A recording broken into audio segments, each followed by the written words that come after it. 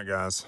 First of all, I want to say that I know that there are dozens and dozens of videos on fatwood. So if you chose to watch this one, thank you.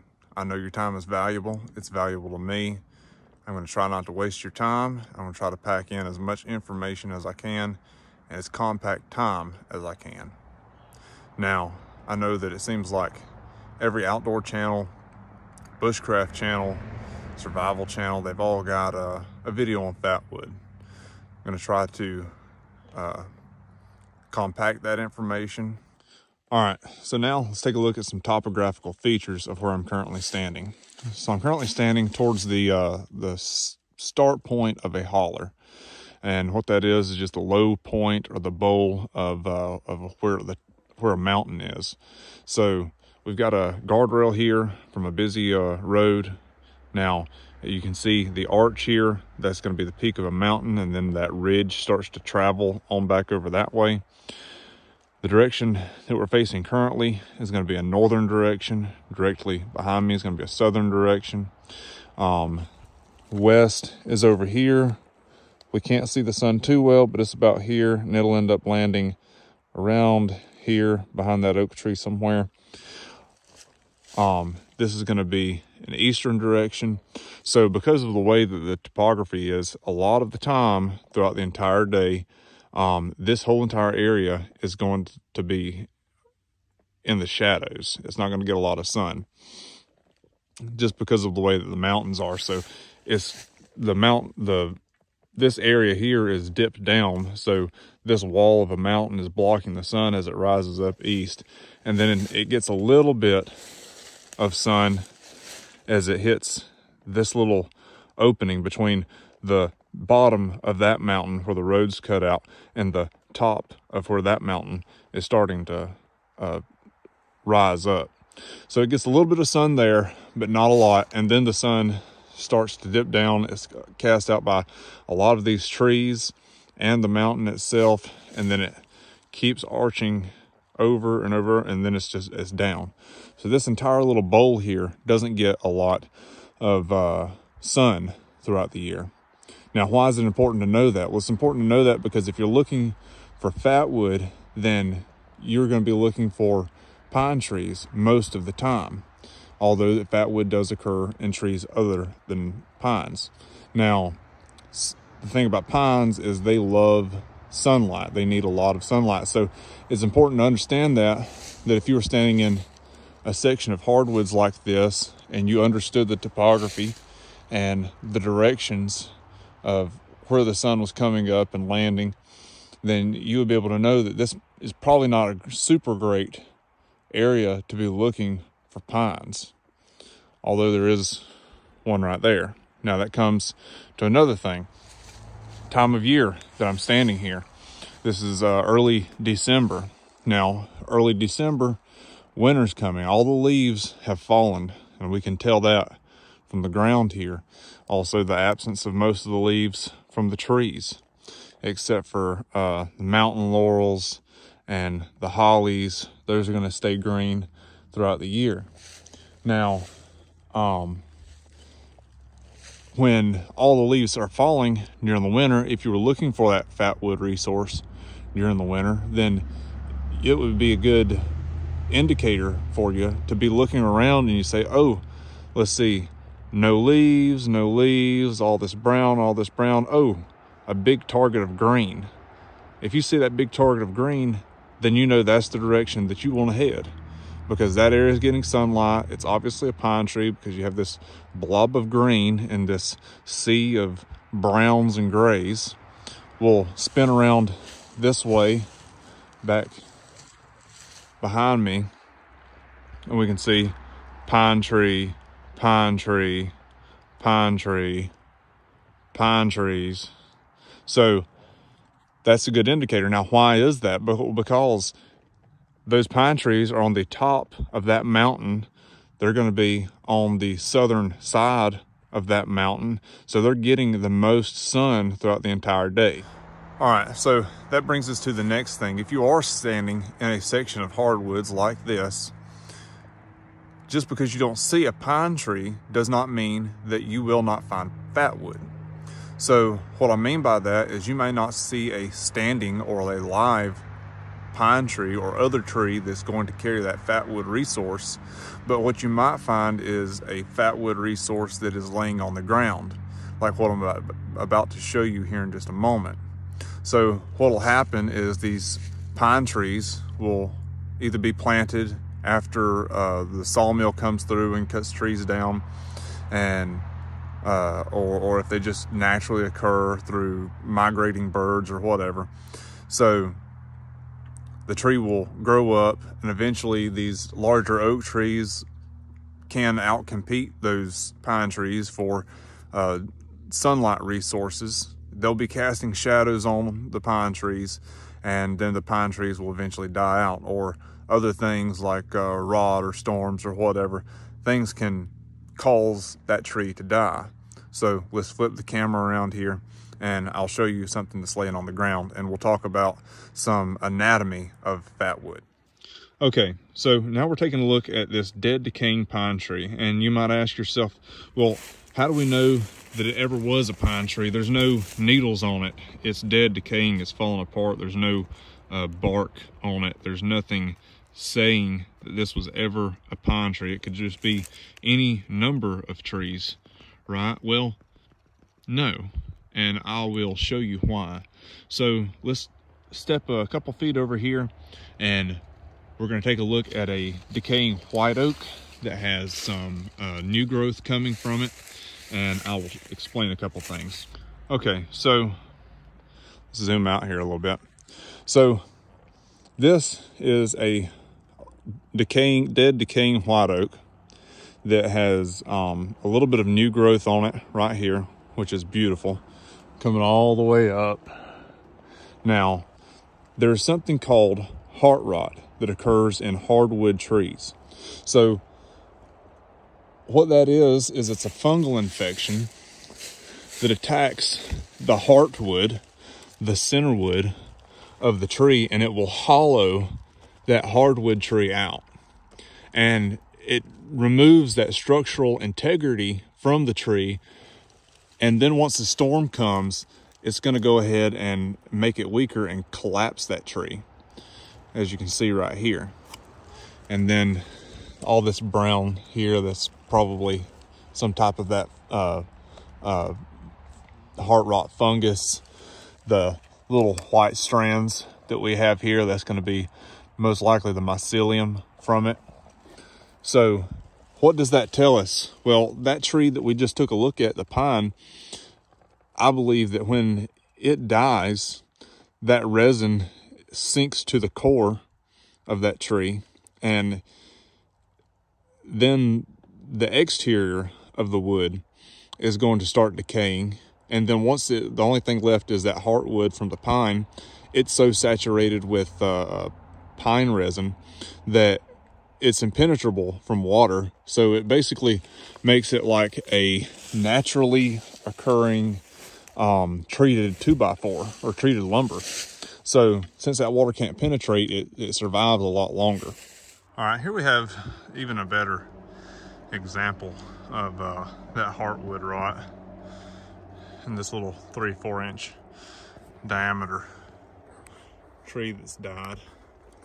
Okay, now we're back over here to this pine tree, and once again we know it's a pine tree because and we'll get a little more in depth into this, but when that resin recedes into the tree from the tips of the branches, instead of being diluted throughout the entire branch, it compacts itself into this area here, which we're going to call the shoulder. Because if we look at the anatomy of the tree, I'm going to turn you sideways. So if this was the body of the tree, the trunk, if this was an arm sticking out of the tree, you're always going to find your fatwood in this area here, which we're going to refer to as the shoulder. Okay, so now what we're going to do, we're going to pull out our Baco Laplander, whatever saw you got, doesn't matter. as long as it works and works well. You could also use your axe, your belt knife, and baton, whatever you got.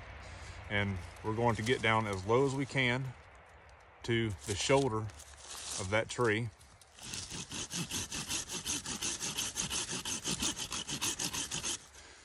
When you cut into it, you feel that resistance like you're cutting into real wood and not this flake off stuff here. It doesn't feel soft.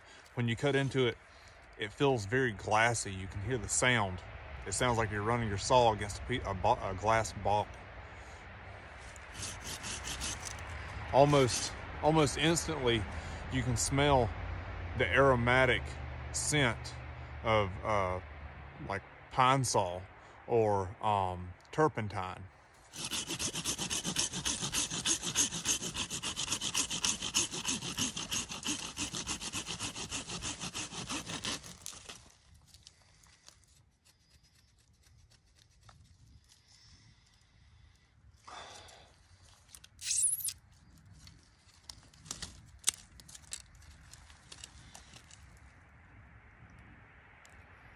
When you see that, and it's dense, it's solid, you can hear it when you tap on it with a belt knife.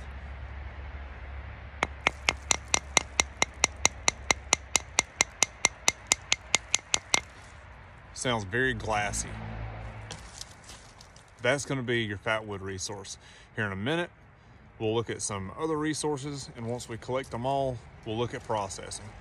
One of the other things to look for is, as David West calls them, shark fins. They'll look like these shoulders, and you could call these shoulders fins, I guess, if you wanted to, but the ones that David West points out is they're a little bit more oblong than these circular shoulders, and it really does look like a shark's fin coming up out of the leaf litter, because a lot of times the log itself will be covered in leaf litter, but you will see that fin like a shark coming up out of the water. Okay, so I'm making my way up to try to get to the top of that hill, really top of a mountain, although some people say they're not mountains. I disagree. And we're still in the most shaded area of this holler, but something that is growing here is this eastern hemlock tree, which grows very, very well in low light conditions. So if you were in a hardwood forest and you were looking for fatwood, the hemlock may be there, and it's another good resource to look. So let's go take a look at that. All right, here's you a good look at the needles of the hemlock. So one thing that I have noticed with the hemlocks is that they're unlike the pine trees, where, you know, it recalls the resin, and the first, 5 or 6 inches of the shoulder is fatwood, completely saturated in dried resin. The hemlocks seem to be a lot better at recalling that resin. So I only usually find the fatwood resource within the first inch or so, as far as like really good, usable, really saturated fatwood. Now, as unfortunate as it is for this demonstration, I did saw off a limb of this hemlock tree. You can see that it's green here. Now, I found that when you're going after fatwood resources on the hemlock, the live branches provide a lot better of a fatwood resource. Now, this is the socket that I cut it from. Here I have the original piece that came off of the limb, or off of the trunk, the main trunk of the tree, just like this. So here I have, probably about 3 inches of fatwood resource, and then cutting into it, past that, we've got a little more fatwood here, and we'll call this, 5 inches or so. And here it starts to dry up, and you don't see as much of that amber, that bright amber color that we did on the first portion that was attached very closely to the tree. And that dark amber brown color is really what you're looking for. Now, with the hemlocks, you really don't smell that that turpentine smell. It's very indistinct, actually. You get a little bit of it, but it's very, very faint. All right. I don't know how well you guys can see that, but this is an even better example, or another example, of that heartwood rot in a small 3-4 inch diameter tree. Okay, thankfully we found the resource that we're looking for. This is going to be a dead standing pine. Now, how can we tell that it's a pine? Because all the bark is gone, all of the needles are gone. There's no live limbs laying around that are pine that have needles on them. So how can we tell? Well, if we look up that tree, let's zoom in here a little bit. What do we have there? We've got those shark fins that we're going to be looking at that are poking up through that leaf litter. And you can see those shark fins all the way up. These two here on the left, top left corner, those are fantastic representations of those shark fins that David West talks about. All the way up, all of that is a fatwood resource. Let's come back down here to the bottom and let's take a look at it. So, as I was talking about, all of the resins that are filled throughout the entire tree are going to come towards the center, towards the heart of the tree right here, and you can see that as it's pulling away from the tree, and you've got this void that's opening up. And then as all of that resin has pulled towards the center and all of this other wood doesn't have any resin, water is able to penetrate into that wood, which causes it to be flaky. And this is where you're going to get your punk wood from, okay? Because you could just pull, I'm not going to do it, but you could just pull that entire thing off the tree. And the closer you get to the center of that heartwood, the closer you're going to be getting to your fatwood resource that's inside. So by the time that you see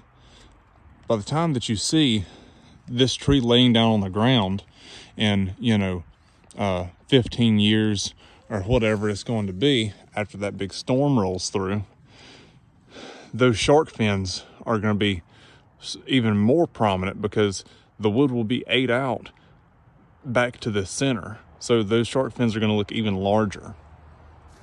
Okay, so now we're going to go ahead and take our axe or belt knife, whatever you've got, and we're going to eat in to the side of this tree. And we're going to try to locate some of that fatwood resource. As this happens, that resin is going to saturate down towards the very, very base and try to sink back to the root ball. So the lower we can get to the tree is going to be even better.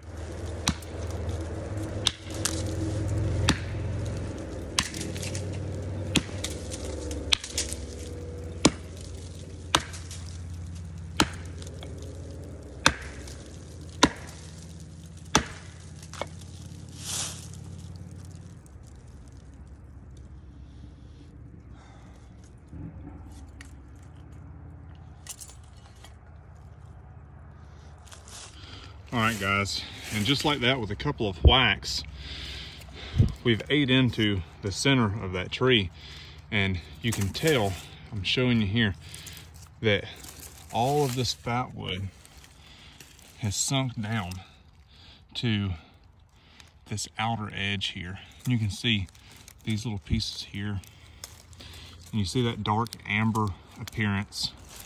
All of this is going to be a fantastic resource of fatwood. All of this is going to be very, very flammable. And the contrast of this light yellow to this dark amber color, the darker you can get it, the better. But even this light yellow stuff here is going to work fantastic for you. Now I'll show you just a little bit what I've got going on here. So I've chopped in to the center core of the tree here. And this heartwood that we can pull out, and see as we get to the closer to the center of it, it just gets harder because it's just so packed full of those resins. You get a very deep turpentine scent. Okay, so using my axe, I was able to split this wood all the way down to the root ball.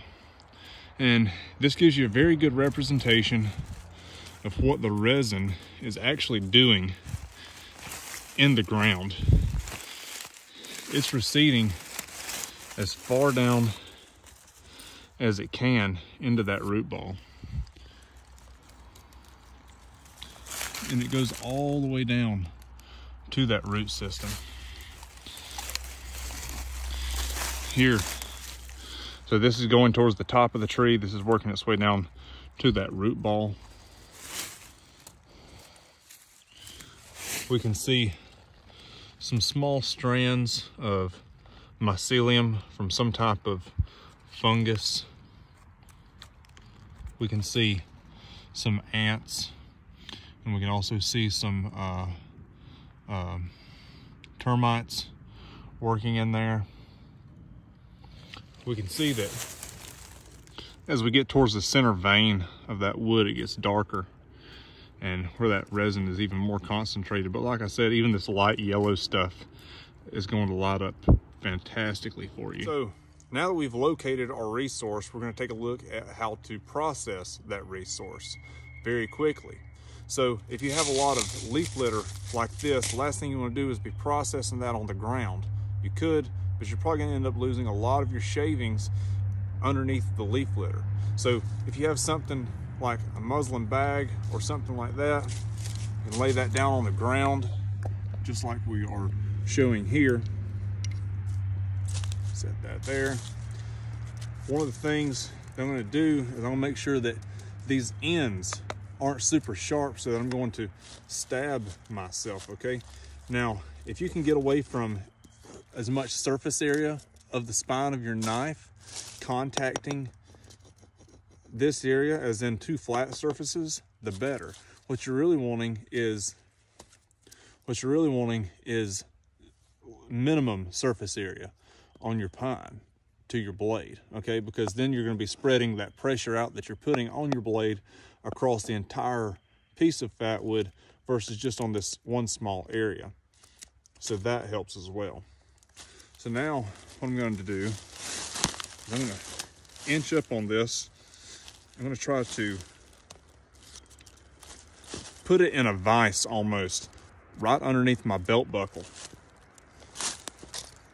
I'm going to hold it in with my hand. And now we can start shaving this off. And anything that we drop is going to be caught by that muslin bag.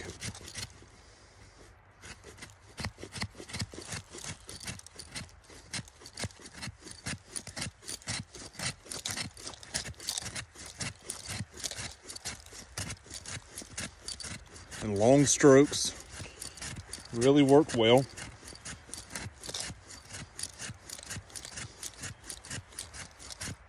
Now, what we have here is plenty to start any fire with. Now, just as our demonstration goes,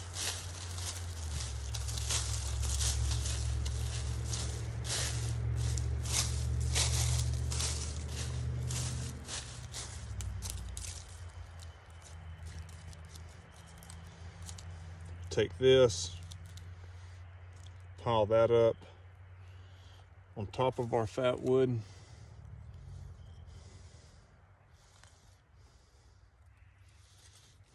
We'll give this a strike with the Light My Fire ferro rod.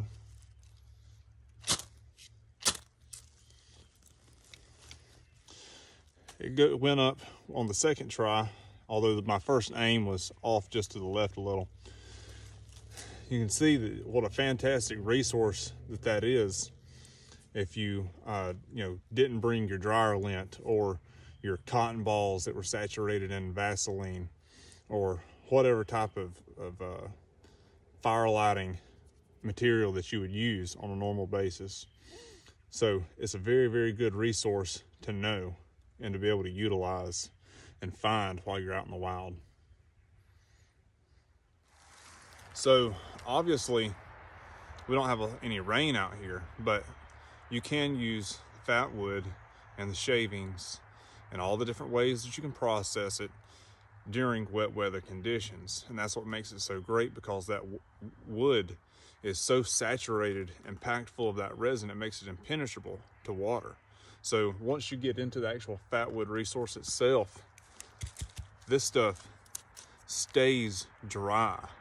It does not matter how wet it is. You could dunk this into a bucket of water or the lake or whatever you've got, and then bring it out, shake it off, and then start pulling your shavings off, and it's still going to light up. All right, so the sun is going down on me, but another good example of things that you can look for with this fat wood is if you don't feel like putting the time and energy into chopping into this tree, and you want to do a little more calorie saving leisurely work, then you can scan the ground for those shark fins once again, because a lot of the times what's going to happen is that tree is going to die from the very top, from the edge of the branch, from the tips of the branches. It's going to die back to the tree, and those limbs are going to start falling off from the top down to wherever the lowest point is that it's got, because as that resin is sinking back to the trunk of the tree. Okay, so you can scan around and look for those shark fins like this right here poking up out of the ground. Okay, so these shark fins, as David West calls them, this is the limb, and you can see this twisted grain, and there's some type of fungus growing here, but you can see all the twist and the grain, and all this is going to be a fat wood resource. Okay, now all the twists in that wood is a knot. It's where one of the terms, I believe, where one of the terms pine knot comes from, is because the twists and the grains from this shark fin is what actually ties this limb into the main body of the trunk of the tree. All right, here we have one of those shark fins, and we have sliced into it. Okay, now we can see that dark amber color, once again, that scent of turpentine.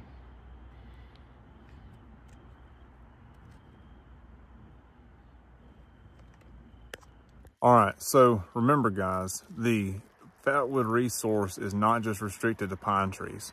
You can get it out of spruce, hemlock, cedar, fir, lots of different trees. Okay, probably 15, 20 different types of trees you can get fat wood from. If it's a coniferous tree that has needles, has resins, you're gonna find oily wood, fat wood. Well, I hope that I didn't waste a whole lot of your time. I hope that you enjoyed the video, and I hope that it was as informative as I could possibly be. I hope that you understood it, that I was able to relay what I had in my mind to you in a way that you can understand. I hope that this helps you. If you had any questions before, I thank you for watching. I appreciate your time, your views, your likes, shares. I appreciate it all. Thank you.